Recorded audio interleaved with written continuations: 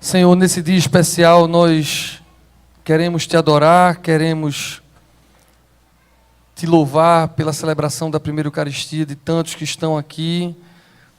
E agora aqui, ao lado da Tua mesa, nós queremos ter o nosso coração aquecido pela Tua palavra. Queremos ouvir a Tua voz. Faz isso, Senhor. Nós assim oramos em nome de Jesus. Amém. Podem sentar todos. Essa manhã de primeira Eucaristia é talvez uma das manhãs mais bonitas que a gente tem na igreja todo ano. A gente faz isso 2 vezes, no primeiro semestre e no segundo semestre.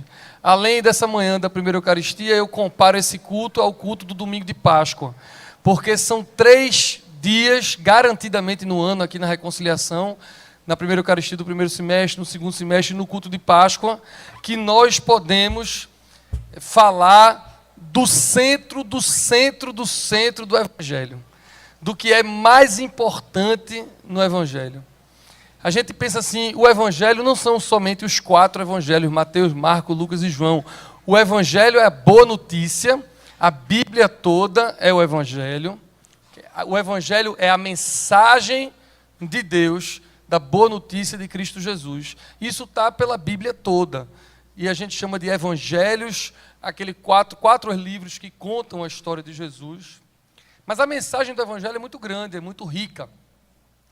E nesses 3 dias do ano, pelo menos, algumas vezes a gente faz em outros dias, mas com toda certeza, nos cultos de primeira Eucaristia e no culto de Páscoa, nós gostamos de lembrar o centro do evangelho, ou seja, o credo mínimo, aquilo que é mais importante e relevante na nossa fé, que tem a ver com a ressurreição de Jesus. O apóstolo Paulo diz, nesse mesmo livro que Samuel leu, na carta aos Coríntios, que se Cristo não ressuscitou, vã é a nossa fé. Então nós celebramos a ressurreição de Jesus, que é o que tem a ver com a mesa, porque nós celebramos um Deus vivo. Por isso não precisamos de outros mediadores, não precisamos de nada, a gente fala diretamente com Deus porque Ele ressuscitou, Ele está vivo e isso é a razão da nossa fé. E eles se prepararam já, Escobar, quanto tempo que esses meninos estão se preparando? Tem uns 3 meses, um pouquinho mais, quase 4 meses que eles se preparam para participar da primeira Eucaristia. Mas muitas vezes nós que não nos preparamos como eles, os pais, os padrinhos, os familiares, nem sempre a gente sabe exatamente o que é que está fazendo quando está participando da Eucaristia. Por isso que nesses domingos eu me alegro muito em explicar, em contar a história do que é que a gente faz aqui no domingo da Eucaristia. Semana passada, segunda-feira, aliás, dessa semana, né? Hoje é sábado, segunda-feira dessa semana, uma pessoa entrou em contato comigo pelo Instagram. Ela, obviamente, não tinha meu telefone, é uma pessoa que está visitando aqui a reconciliação, chegando agora, ela me viu no culto domingo pregando, e aí ela conseguiu entrar no meu Instagram e me fez uma pergunta. A pergunta dela foi assim: Pastor Ivan, eu estou chegando agora na reconciliação, o que é que significa Eucaristia? Por que vocês celebram a Eucaristia todo domingo? E na hora, a melhor pergunta foi essa, e na hora da Eucaristia, qual é a oração que a gente deve fazer? Eu vejo as pessoas orando, que tipo de oração a gente deve fazer? Eu fiquei muito feliz quando ela perguntou isso. Triste, porque para responder no Instagram é difícil. Mas feliz de ver o desejo de uma pessoa de saber por que a gente faz o que a gente faz. Porque se você vier aqui para a nossa igreja, ou se você for para uma missa na igreja católica, ou outras igrejas que são litúrgicas sacramentais, por que é que a gente celebra a Eucaristia todas as vezes que a gente se reúne? Então, eu estou animado, crendo que ela está assistindo essa celebração pela internet e vai compreender agora por que é que a gente faz o que a gente faz. E eu quero contar isso em 3 histórias, em 3 momentos, para vocês compreenderem. Eles sabem, porque eles foram preparados para isso. Vamos agora todos, pelo menos a gente se lembrar de como é que funciona a Eucaristia, por que é que a gente faz isso. Em 3 momentos. Primeiro eu quero contar algo que aconteceu no Antigo Testamento, na Antiga Aliança. Depois eu vou contar como isso se revelou no Novo Testamento, na Nova Aliança. E em terceiro lugar, como isso funciona para nós hoje, em 2023. Então, para começar contando do Antigo Testamento, da Antiga Aliança, vocês devem saber, porque teve até novela da Record sobre isso, a história de Moisés, que precisava tirar o povo que estava preso no Egito, escravizado, e Deus enviou, através de Moisés, 10 pragas para o Egito. Quem lembra dessa história, levanta a mão para eu saber. Pronto, a maioria lembra, então não vou precisar contar todos os detalhes. Mas Deus, ele mandou, através de Moisés, 10 pragas, 10 sinais, para que Faraó, que estava escravizando o povo, visse que Deus era Deus e deixasse o povo sair, já que o povo era escravo. Então, por exemplo, a água do rio Nilo foi transformada em sangue, teve uma outra praga que foi muita rã, teve uma praga de piolho, Deus me livre, que eu tive piolho quando era criança, não gosto desse negócio, teve uma de mosca, teve uma que tinha uma doença nos animais, teve saraivada de aquele negócio que vem de fora, como é o nome daquilo? Teve gafanhoto, está lembrando, mas eu estou falando daquele meteoro que cai, aquelas coisas, né? Que teve, e teve uma que foi trevas por 3 dias, imagina, 3 dias sem ninguém ver o sol. Teve vários sinais que Deus mandou para Faraó ver. Mas a última praga, o último sinal, foi o mais difícil, o mais importante. E o último sinal, a última praga que Deus mandou, foi da seguinte forma. Ele mandou Moisés dizer ao Faraó e a todo mundo que ia chegar um dia, uma noite, que Deus ia passar pelo meio do povo lá no Egito, e aquelas pessoas que tivessem na porta da sua casa um sangue de um cordeiro, olha aí, você aprendeu bem, esse povo aqui sabe, agora tu quer saber se o povo de lá sabe isso. Mas bora, ali já deu um grito aqui do sangue do cordeiro, não é assim? Vocês estão ligados nesse negócio. Tinha que ser um cordeiro perfeito, olha aí. Porque o cordeiro era um animal inofensivo.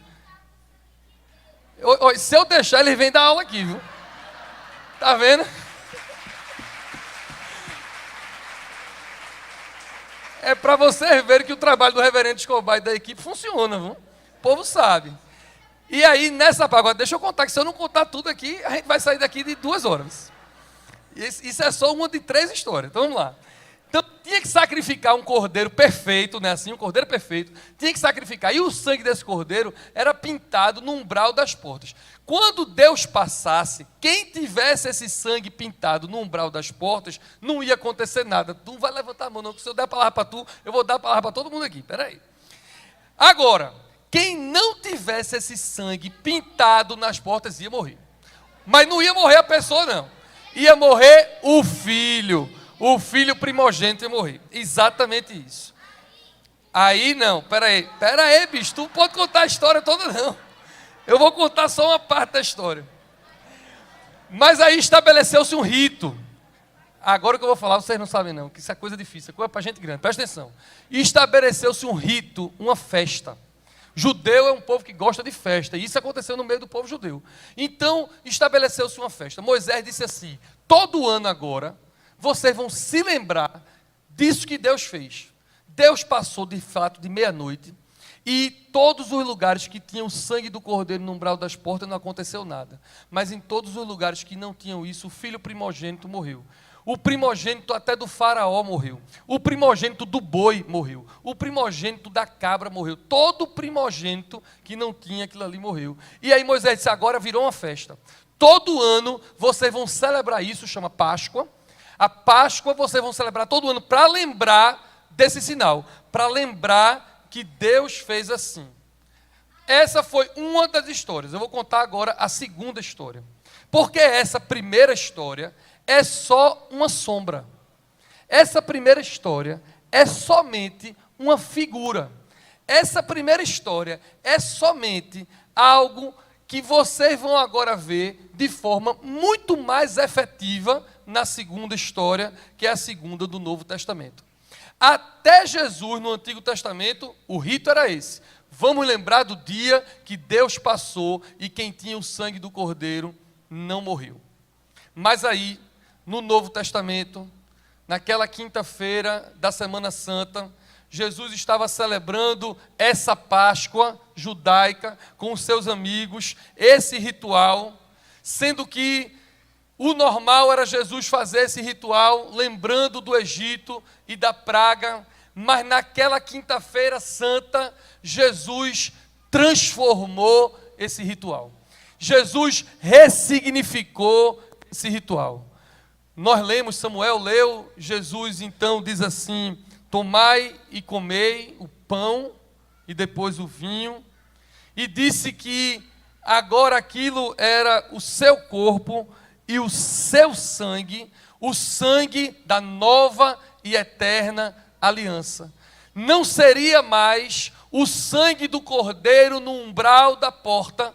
A partir daquele dia em diante, seria o sangue de Jesus, que João Batista tinha dito. Aliás, pausa. Eu estava animado na história, mas vamos dar uma pausa. Semana que vem é São João, né? É a festa que eu mais gosto. Eu gosto de comer e gosto de dançar forró. São João é em homenagem a João Batista. João Batista, primo de Jesus. 3 anos antes disso acontecer, 3 anos antes dessa quinta-feira santa, João Batista, quando viu Jesus no Rio Jordão, disse uma frase que foi assim: eis o Cordeiro de Deus que tira o pecado do mundo. Volta para a quinta-feira santa, Jesus, lembrando das palavras de João Batista, e lembrando da história do passado de Moisés com o sangue nos umbrais da porta, Jesus diz assim: o sangue agora é o meu, eu sou o Cordeiro. O Cordeiro que vai ser morto e o sangue que vai para o umbral agora é o meu. E não vai mais para o umbral da porta da sua casa, esse sangue é o sangue que vai para o seu coração. É o sangue que pela fé é colocado no nosso coração e tem o mesmo efeito que aquele sangue do Cordeiro no umbral das portas. Então, o que no Antigo Testamento significava morte para quem não tinha o sangue no umbral das portas, no Novo Testamento é o pecado. O pecado para quem não tem o sangue de Jesus no coração, porque o sangue de Jesus é o que nos purifica de todo o pecado. No Antigo Testamento, o Messias era anunciado, o judeu anunciava a vinda de um Messias. E aí, no Novo Testamento, para terminar essa segunda parte, o Messias é também anunciado, mas agora para a sua segunda vinda. Jesus disse que a gente celebraria isso até que ele venha. Esse foi o texto que Samuel leu. A gente anuncia a morte do Senhor até que ele venha. 1 Coríntios 11, 26. Mas eram 3 histórias. Eu contei uma história, uma parte da 10ª praga. Eu contei uma segunda história no Novo Testamento, Jesus, na última ceia, instituindo a Eucaristia, o sangue dele no umbral do nosso coração para nos livrar do pecado. Mas e agora, em 2023, o que é que acontece? O que no Antigo Testamento era uma figura, era uma sombra daquilo que no Novo Testamento foi acontecimento, Jesus de fato morreu como o Cordeiro de Deus que tira o pecado do mundo, hoje para mim e para você é sacramento.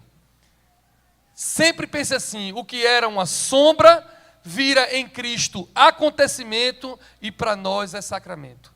Para nós é a memória que nós lembramos do corpo que a gente toca, do sangue que a gente toca, que a gente come, que a gente bebe, algo material, mas que simboliza, significa, aponta para algo que a gente não toca, que a gente não vê, mas que é espiritual e mais importante, que é a presença de Cristo e do seu sangue nos lavando de todo o pecado.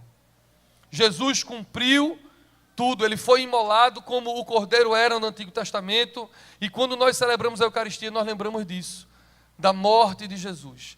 Quando nós formos celebrar a Eucaristia, daqui a poucos minutos, vocês vão me ouvir fazer a oração de consagração do corpo e do sangue de Jesus, e nós dizemos isso, nós lembramos do sacrifício perfeito, completo e suficiente de Jesus por mim e por você. Amém? Eu adoro contar essa história. Por mim, eu teria mais 2 horas para contar com detalhes a primeira e a segunda, porque eu adoro contar as histórias de Jesus. Mas agora não dá mais tempo. Agora, o que importa é que o desejo do nosso coração, da Catedral da Reconciliação, do bispo, dos pastores, da liderança, é que vocês todos compreendam que o que nós estamos fazendo aqui hoje e o que essas crianças e adolescentes estão fazendo aqui hoje não é participar de um rito de passagem. Não é participar apenas de uma tradição, porque o pai participou, porque uma mãe participou, ou porque uma igreja tem, ou porque na escola dos filhos tem. Isso para a gente é o menos importante. Eu não estou preocupado com a cor da roupa, ou com os adereços, cada uma mais linda do que a outra, cada um mais lindo do que o outro. Nós não estamos preocupados com aquilo que é externo. Hoje é a culminância de 4 meses da geração de homens e mulheres que conhecem o que estão fazendo no culto. A partir de amanhã, hoje já vai ser a primeira vez, mas a partir de amanhã, Luísa, todos vocês que estão aqui, vão participar do culto sabendo do que estão fazendo.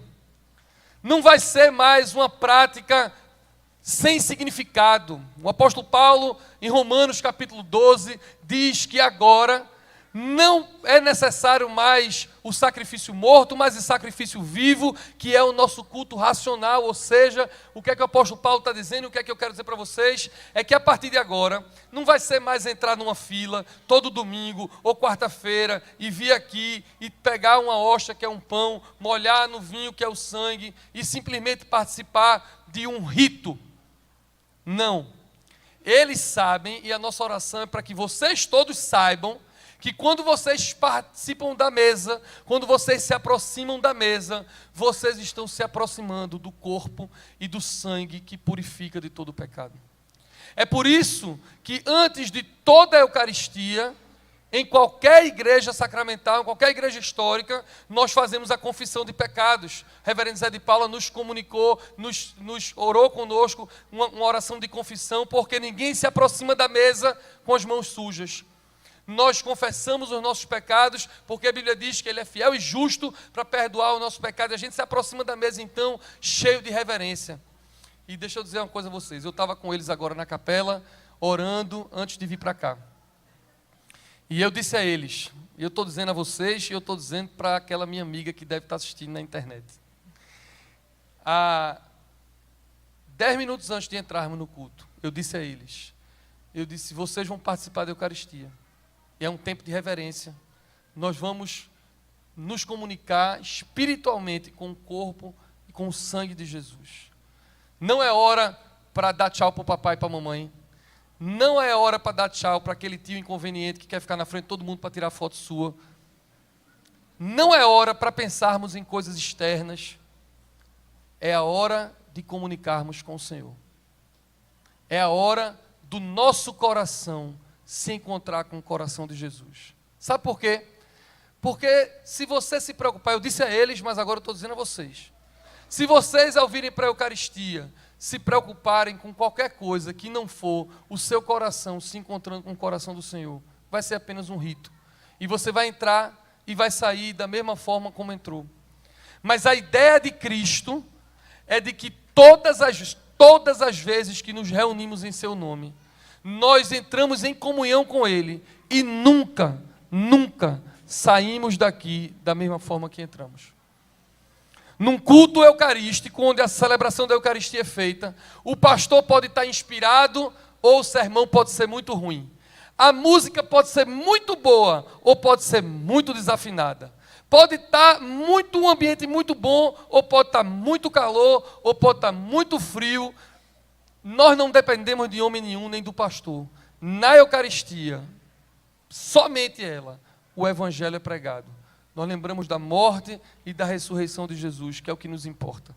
Você, quando vem para um culto, você não sabe o que vai ouvir do pastor, mas você sabe que você vai encontrar com o que é mais importante no cristianismo, que é o sangue de Cristo no umbral do seu coração. E aí você sai daqui transformado para transformar o mundo. Amém? Eu vou terminar contando a última história. E essa vocês também nem conhecem. É a história de um pintor. Um pintor lá na Europa, um pintor muito famoso. Eu amo contar essa história. Eu conto essa história 3 vezes por ano. É uma das minhas histórias preferidas.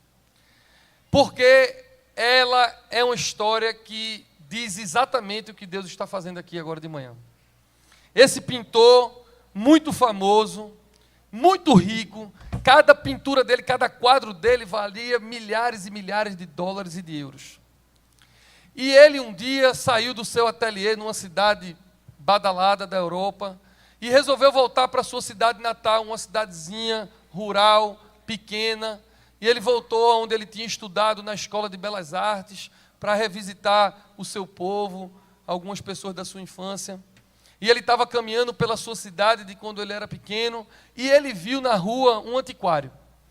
E quando ele chegou nesse antiquário, ele começou a prestar atenção e viu que dentro desse antiquário tinha um quadro dele, que ninguém sabia que era dele. Óbvio, porque se soubessem, alguém já tinha comprado, porque valeria milhares de dólares. Mas ele reconheceu que aquilo era um quadro que ele tinha pintado quando ele estava aprendendo, quando ele estava ainda nos primeiros dias. Ele riu e disse: eita, eu lembro desse quadro. Aí ele entrou no antiquário, e tinha um cidadão muito mal-humorado lá dentro. E esse cidadão estava olhando para o quadro, olhando para ele, e ele disse assim: mas olha que coisa boa, aquele quadro que está ali é meu. E o cidadão mal-humorado disse: não, é meu. Aí ele fez: não, o senhor não entendeu o que eu quis dizer, fui eu que pintei esse quadro. E o cidadão disse: eu sou a rainha da Inglaterra. Aí ele insistiu e disse: mas eu quero este quadro. E o cidadão disse: você pode ter esse quadro, só é você pagar. E nessa hora, aí foi que ele cresceu o olho mesmo, porque ele notou que o cidadão era rico, e ele notou que o cidadão queria muito o quadro. Aí o quadro que estava ali por qualquer 10 dólares, o camarada perguntou: quanto é esse quadro? Aí ele disse: é 10 mil dólares. Mas aí o pintor foi e disse: não tem problema, eu pago. E ele pagou pelo quadro que ele mesmo tinha pintado, pegou o quadro, levou para o seu ateliê. E quando chegou naquele ateliê, ele começou a restaurar o quadro, que era muito antigo. A moldura já não estava a mesma, ele começou a ajustar a moldura. O quadro também estava um pouco amassado, ele foi tirando os amassões. As partes que estavam sujas ele limpava, e as partes que estavam sem tinta ele retocava. E ele passou dias refazendo, restaurando aquele quadro que era seu desde o princípio. E nós não temos outra fé a não ser a de que é exatamente isso que Deus quer fazer hoje aqui, essa manhã. Você foi pintado, pintada, criado por Deus. Desde o início você é dele. Ele criou você. E eu não sei se desde esse tempo você está amassada, amassado, pisado, sujo, ou quebrado, ou quebrada. Mas eu sei que Deus marcou um encontro com você aqui, para além de um evento social, para além de você vir visitar algum parente que está participando da primeira Eucaristia. Foi Deus que marcou esse encontro com você, porque Ele resolveu pagar um preço por você que já era dele. Você que já era dele, Ele pagou um novo preço, caríssimo, para ter você de novo. E esse preço foi o sangue de Jesus, o Filho dele. O sangue de Jesus comprou você de novo para Deus. E hoje você tem a oportunidade, o privilégio de, se quiser, apenas se você quiser, estar no ateliê do Senhor. E deixar que Ele restaure você. Deixar que Ele retoque você. Deixar que Ele cuide de você. Se você quiser e deixar, é o que Ele está fazendo, é o que Ele quer fazer. Se o seu coração estiver aquecido, se o seu coração estiver sentindo a presença de Deus, é porque você está no ateliê do Senhor. E eu sei que quando você sair por essas portas, depois de ter participado da Eucaristia, do corpo e do sangue de Jesus, você nunca mais será o mesmo. Amém? Para vocês pequenos, a minha oração é que seja uma manhã marcante e inesquecível, como eu não esqueço do dia que eu participei pela primeira vez. E para vocês todos, que seja uma noite de renovação. Renovação do amor, renovação do compromisso e do significado que você dá à presença de Cristo na Eucaristia. Amém. Curve sua cabeça, vamos orar.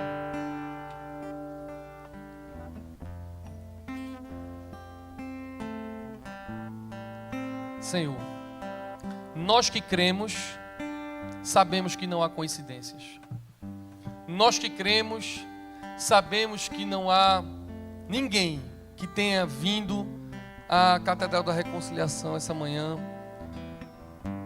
apenas por um convite de um familiar ou por uma obrigação social. Nós que cremos sabemos que foi o Senhor que marcou uma hora. Foi o Senhor quem trouxe. E o Senhor mesmo que trouxe. Nós oramos para que o Senhor nos abençoe a todos.